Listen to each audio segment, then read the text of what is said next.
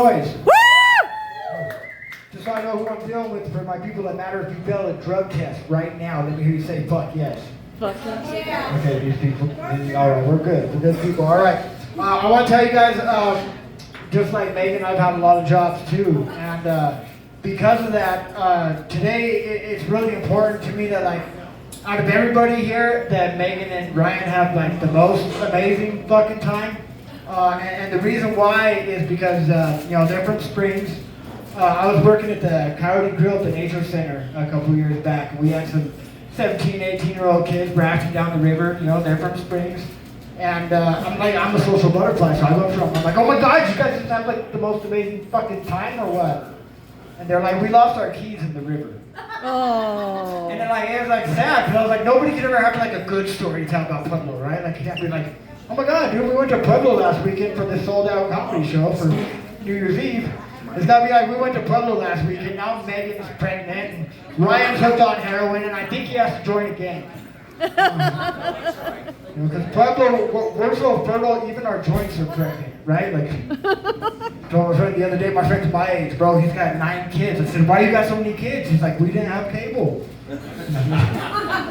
Now he's got cable. He's got cable now, and it's in his 12-year-old daughter Maria's name. He would have gotten his other daughter's name. She already had a $500 past due balance. Leave it to Pueblo. We will fuck up your credit by the time you're 12. Got a gas bill, light bill, a couple credit cards in your name. But because Pueblo, like, I'm from Pueblo, so I can say, like we have a stigma in Pueblo. Like we measure your success, like how successful you were or not in life by whether or not you moved to Springs. And if you really made it, you got to Denver.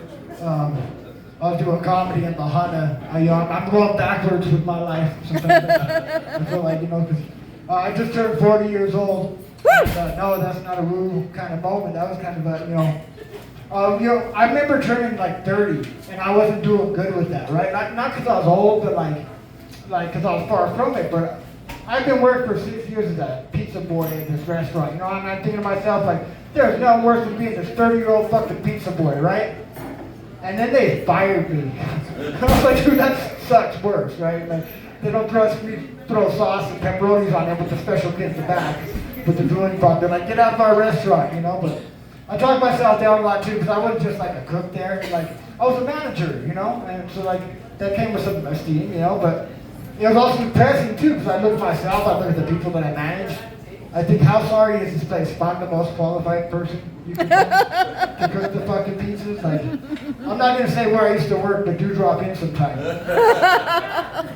This guy just figured out why it takes 45 minutes to get a pizza. That motherfucker, I used to be the reason. It took 40. Yeah, now there's a different dumb fuck that's the reason. You know what I mean? But I worked there for 6 years, and after I got fired, like it hurt. Because it was like I had so many firsts there. I remember we had this high school kid. He was a dishwasher. He graduated from high school, had his party there at the restaurant, and he knew the rule. If you guys don't know the rule, if you ever have a party in a restaurant and there's cake involved, you make good damn sure all the cooks in the back of the kitchen get a piece of cake, because they don't get tipped out usually, and they're working their asses off at the parties and stuff. They're all stoners. So you know what I mean? When we get a piece of cake, we really appreciate that shit. How many cooks you got back there? Here's 7 pieces of cake. Well, he knew the rules, and he gave us all a piece of cake. It was the first time any of the cooks that do drop in had ever ate graduation cake. We've ate a lot of cake on graduation cake before. But yeah, no, I realized I had to change my perception though. I'm like at that point, because like after being fired after 6 years, I was like, like fuck them. You know what I mean? I'm like, I was the one being lied to all my life. Growing up as a little boy, watching all these, pornos. And then the pizza boy always gets the cookie, right? I'm becoming a pizza boy, they fight my unemployment, they're like, they could be sweet as their dough just once if they tried. Some of y'all know Donna, and if you see her, just, try not to fight my unemployment, I know, Anyway, but what I did after this, I'm gonna tell you guys, this is cheaper than therapy, so I apologize, to your part, right? But I did something when I left Do Drop In that I had done when I was 21 years old. So the 10-year difference, I thought I would go back to Alaska, go work on the fishing boat. I had done that when I was 21. Now here I was 31, and I was like, fucking, I'm going to go out there and do it. And every time I tell people I worked on the fishing boat, like, they're always asking the same question. Like, it's burning inside this dude's head. I can fucking see it. He's like, oh my God, is he going to be on Deadliest Catch? No. Because no, my 15 seconds fame was that one time I was on Dateline NBC to catch a predator. I wasn't one of the perverts. No, that wasn't me, not my style. I was doing some voice work at the time. I was like, yeah, I'll be right now. I'll be serving some cookies. But that was my portion of the thing. But no, I did work in Alaska, and I'm not good with numbers or nothing, but like, I literally worked like 28 hours a day, like 9 days a week or something. And I'm realizing some of us went to Central, so it takes time to get those numbers jokes. But working in Alaska, I realized like humor is like being a comedian. Humor is universal, but certain jokes have certain geographical locators, right? Like in Alaska, their definition of a joke back then, of course, was Sarah Palin. I'm from Pueblo, where our definition of a joke is the Pueblo Police Department. Now, some of y'all might work there. Don't look at my probation. I'm not supposed to be here technically, but we're gonna. That's like I can make a joke about the Pueblo Police Department because let me tell you what, I've been in jail more times than the average black dude. Don't look at him, he's cool with it. It is not racist at all. I've actually looked it up on the internet, and the average black guy goes to jail like 12 times in their life, and I'm working on 13, depending on how many of these I drink tonight. It's pretty fucking good.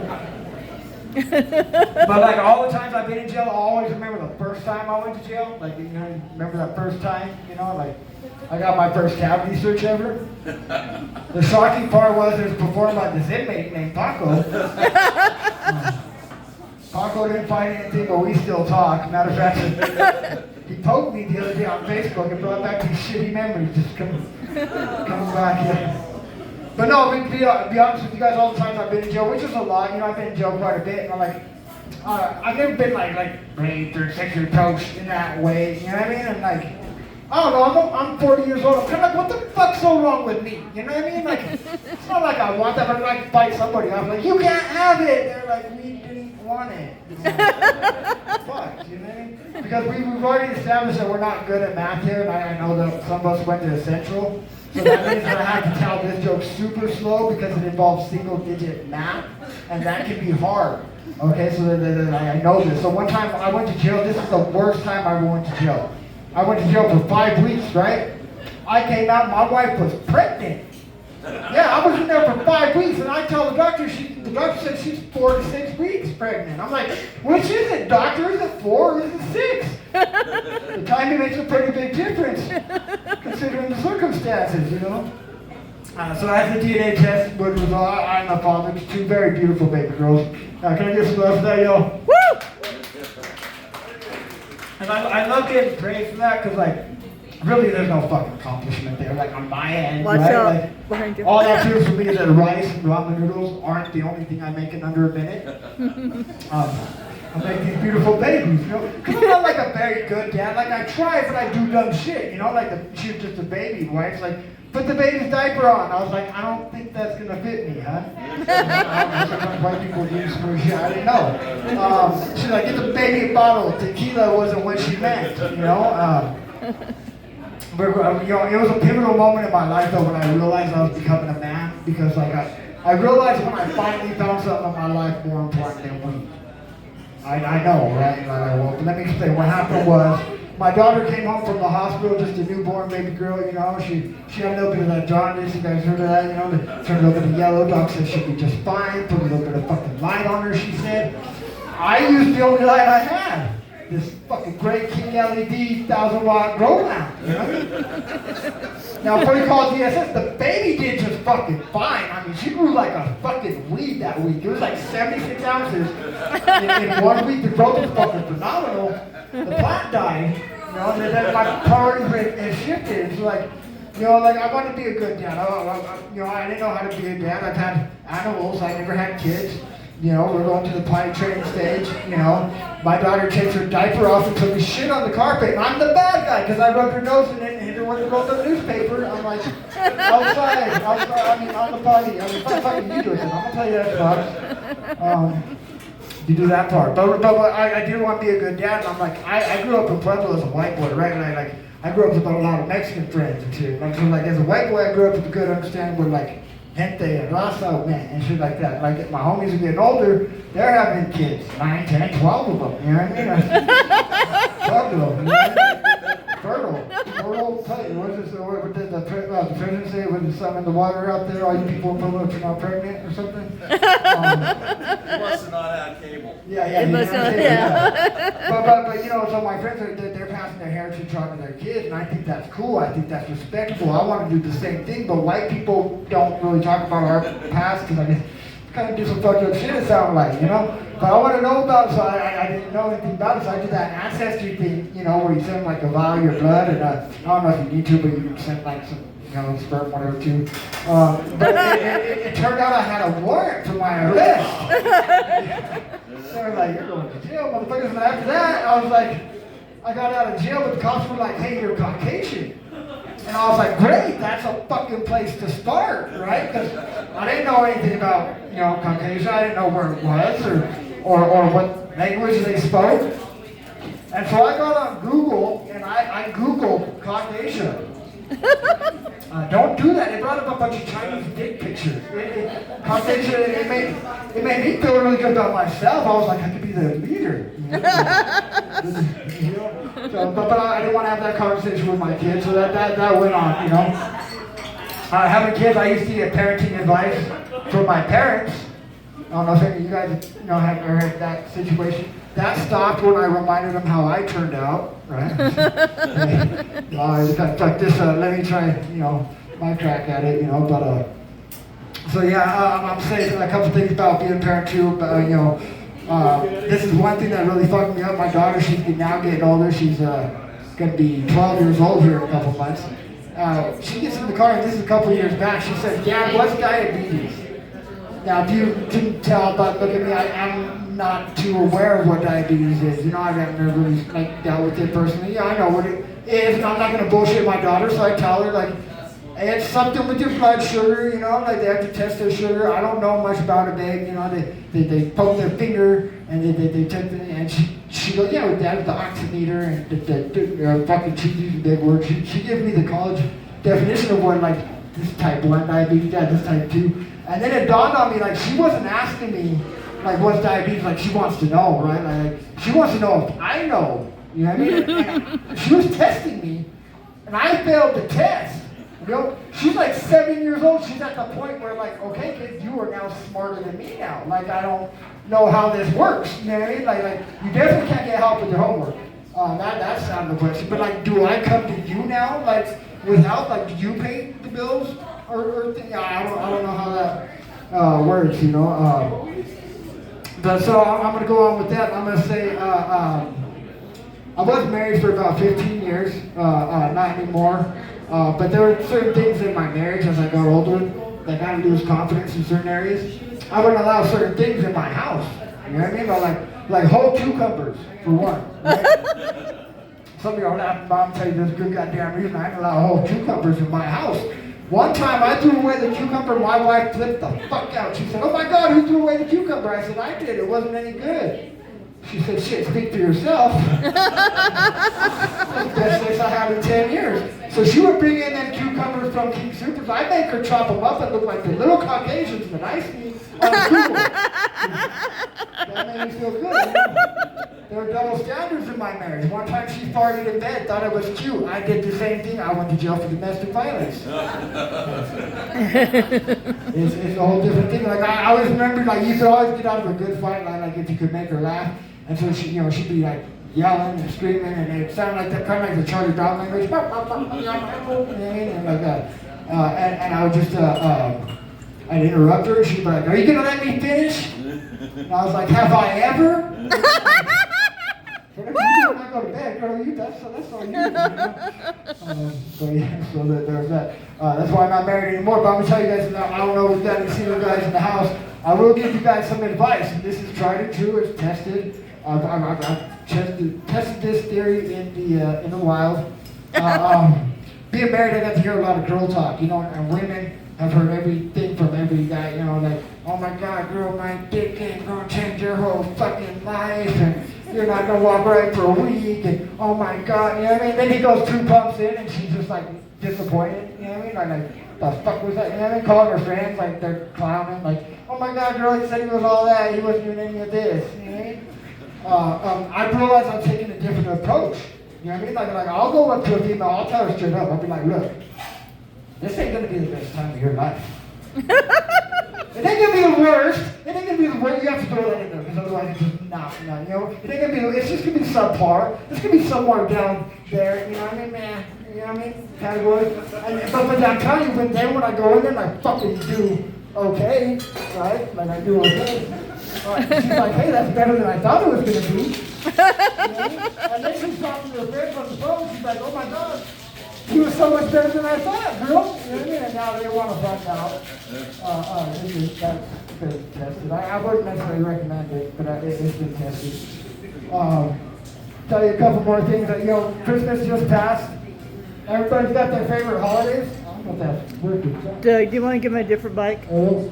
Doug, you want to give him a different mic? But I think everybody's got their favorite holiday. I'm no different. Some of y'all like Christmas, and y'all Halloween. I like February, Black History Month, right now, And I'm not assuming you're black. I'm sure. I don't know if you are or not. You know what I mean? But I'm just but anyways, I partake in Black History Month, and I think you all should too. Matter of fact, here's a bit of life advice. For the whole month of February, guess what you get to be? You get to be late for everything, all fucking month long, right? Like you're late for work, dude. What's your name? Joey, you're late for work, and your boss is like, Joey, why are you late for work? You're gonna come back with, hey, boss, it's Black History Month. Your boss is gonna fucking laugh, unless of course your boss is black. In which case, he's not even fucking there yet. He's not late. It's fucking February. Give the guy a break, We gotta laugh at each other because, hey, white privilege exists in the world, but not for everybody in every situation, okay? If you think white privilege is just for every situation, you've never been white and had to buy drugs before. That's hard to do, dude. It takes me 2 hours to convince dude I'm not a cop. Then he shorts me 2 grams and charges me $20 extra. Buying drugs when you're white is not the easiest thing, so there is that. Sometimes I offend people on accident. The other day, this gay guy asked me for directions. I told him to go straight. So I'm going to tell you a couple more things. I have a lot of jobs myself. I'm going to get ready to close on a couple of things here, but one job that I did have there for a while, I am really from Pueblo, and so I was working as a stone mason. Not a stone mason, I'm a stone mason. But really it's just a fancy way of saying, like, I did all the shit they say, like, white people won't do. But maybe they're kind of right, because I'm not there no more, right? Like, the show's all fucking work, dude. Like, I had, like, 5 coworkers, 6 if you counted Google Translate. Like fucking, I realized how many Mexicans it takes to build anything, and it's how many you got. That's how many it takes. But I realized, like, we were, it was cool because I got the job there. My boss was like, hey, I'm going to need your social security number. And I was like, good try, motherfucker. But we got real close, and I realized, like, we had our similarities and differences. Like, they would bring their lunch, I bring Pepsi. They seem to really like Coke, Or like I bring the joint, and they seem to really like Coke, They would pay to the Virgin Mary, I'd pray I'm drunk and desperate for closing time. We have our similarities, but differences, And I remember, what was it? One time, it was actually kind of sad. This is a true story with how it was, but I remember we were working on building this wall, and it was me and my boss on one side, and he's speaking his limited English, and I'm speaking my limited Spanish. And we're connected, we're breaking down barriers. He's telling about his kids, he's proud of them. I'm telling my kids, I'm trying. But every brick we put up, I'm getting sad because he's on one side and I'm on the other, and I'm like, every brick is, I'm one more brick closer to losing my friend, dude. You know what I mean? Because he's Mexican, bro, so he's only about like 4 bricks tall, dude. So, I will say this, going back to, they left so that they didn't get mugged on the way out to the car, I think maybe. different streets so they got to get out of here. But like Pueblo, we're a great city, but we have our challenges. Like more people are in possession of like heroin in Pueblo than like a driver's license. And it's not a joke, it's true. You can actually tell if you like come downtown now, all the influx of all the people riding bikes, you know what I mean? A lot of bikes and shit, you know what I mean? And you can always tell who's riding their bikes, you know, for their health. They got the fucking shorts and shit, like, and who's doing it because their license is revoked, right?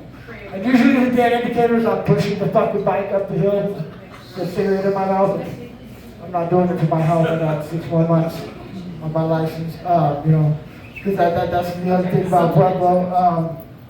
Let's see, I think I got a couple more things here, but I want to make sure I give you all some more good stuff here. Let's see. Tell them about Grandma. I guess I'll end on this because, you know, this is you call this a special time. You know, there's the holidays ending, it's New Year coming up, you know, we're kind of close now. Whenever we're ending and we're starting to begin, I want to tell you guys a true story about something that fucking traumatized the fuck out of my life, but also was a great memory that I have with my grandma who's no longer here. Now, I'm going to tell you guys one thing. I'm going to tell you, I am terrified of mice, and not in like any fucking commonsensical way. Like I'm like a mouse will jump up and bite all of your fucking face. And like in my brain, that's exactly what I'll turn to a bitch real fast around a mouse. And I don't know if you ever seen like a bat, but that's pretty much like a fucking mouse, but with wings. And that's much more fucked up, right? Like much more fucked up. So I don't know why this part of the story is important, but it is. I had to take a shit early morning and really bad, and my water had been shut off. And my grandma had lived just a couple blocks down. And so like, I'm gonna go to grandma's house, you know, I'm gonna go fucking blow it up in there, but she's got air freshener, it's okay. So I get there, but my grandma's pacing in the fucking front yard. And she sees me and she's like, oh my God, thank God you're here, grandson. And I'm instantly suspicious. And grandma's never been excited like that. She's like, oh, grandson's here. You know what I mean? So, but I was like, yeah, grandma, I'm here. You know, I was really going to use the restroom, but well, what's up? She goes, my cat brought a present in last night. It's a bat. She goes, don't worry, the bat's dead. The bat's dead. She said it. And she said there's a trash can, they call it a wastebasket. She said there's a wastebasket and there's a brick on top, you know what I mean? And I smoke a lot of weed, so I'm not thinking, okay, if the bat's fucking dead, why'd you need the brick? You know what I mean? Like the trash can should have been good enough, right? It ain't fucking going nowhere, but you put a brick on there, like implying, he might not fucking be dead, dude, you know what I mean? But I'm just thinking, this is the woman who gave birth to the woman who gave birth to me, you know what I mean? And she's asking me a favor, dude. So I go up there trying to be all manly as I can, you know, and I pull the fucking trash can off, and as soon as I touch that lifeless looking fucking creature, it started going, like I fucking threw the shit. I was on the bed, like, I was kind of a bitch, right? Like I was trying to psych myself up, and I remember it was a holiday, because I had to call animal control, and I was like, we're fucking closed. But like, if it's an emergency test, like 0, I fucking, they didn't even get the O part out. I was 0, you know what I mean? And this real like juicy voice shit like that, and I'm like, man, there's a motherfucking bat in this goddamn house. My grandma's in the bat. The bat's not fucking dead. You know what I mean? Like, I touch that bat, and I don't know what the fuck to do. And she's laughing at me like y'all are laughing right now. And I'm like, okay, so should I take your laughter as a sign, like, be a fucking man? This guy would be a man, dude. If there was a bat in his house, he would take the John Deere out or something, like, and run it over. I don't know what you do, but like, he would handle it. You know what I mean? I'm not that guy. You know what I mean? So I'm like, should I take your laughter as a sign of like, man the fuck up and go get this bat out of my grandma's house, the woman who gave birth to me? And she's like, no, dude, that bat will fuck you up, dude. That's got diseases and shit. I'm like, man, that's what the fuck I'm calling you. And I'm asking for help, and you're laughing at my vulnerability right now. You know what I mean? And I'm like, send the SWAT team or the ambulance in case the SWAT team gets fucked. I don't know how you guys do this, but send everybody. That's not dead. And they said one little guy, you know, he's like, you got a coffee can. And I'm like, yeah, okay, bro, you're just talking about confident coffee now. I'm like, okay, bro, yeah, you think you're tough. But that's not fucking dead. So she said fucking bat's dead, it's not dead. And as soon as you touch bat, it's like, oh, like a little bitch. You know what I mean? And half that story come true. You know what I mean? You open the garbage can and touch it with the lid that way. And he was just like a man would do, like this guy would do. He scooped that motherfucking closed lid. And problem solved, you know what I mean? And like, he was like, sir, you can come down off the bed now. You know? and it was funny because like I used to say, like my grandma, she always had a way with words. You know, you can have like the worst day in the world, whatever the fuck you go through. She would always say like the right thing to make you feel better. Except for that day, you know what I mean? Because like, I think she got a ticket for like the cats not supposed to bring in bats and shit. I don't know what to buy. I don't really know. So can't do anything in America these days. You know what I mean? But she got a ticket, so grandma's like, you know, don't worry, grandson. It don't make you any less of a man because you couldn't get this bat out of my house.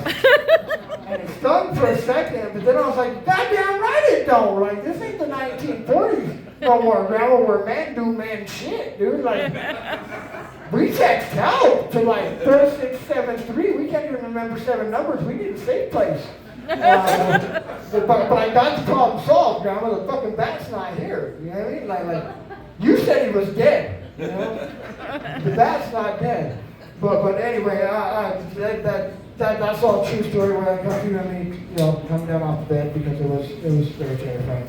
But no, on that, I'm going to leave you guys all on a personal note. As we bring into the new year, you know, a lot of us have lost family members, friends along the way. Rest in peace to Russell. Rest in peace to a lot of other people that we know that we, you know, lost as well. But you know, comedy is like the breeding ground for all that pain, all that shit that we go through. You know what I mean? And you gotta like come out here, support live music, dance it off, sing it off, laugh it off. You know what I mean? Like I say, if you're not laughing, you're not living. You know what I mean? We all rather laugh at each other. You know what I mean? And just have more fun in life. Be more kind to each other. You know what I mean?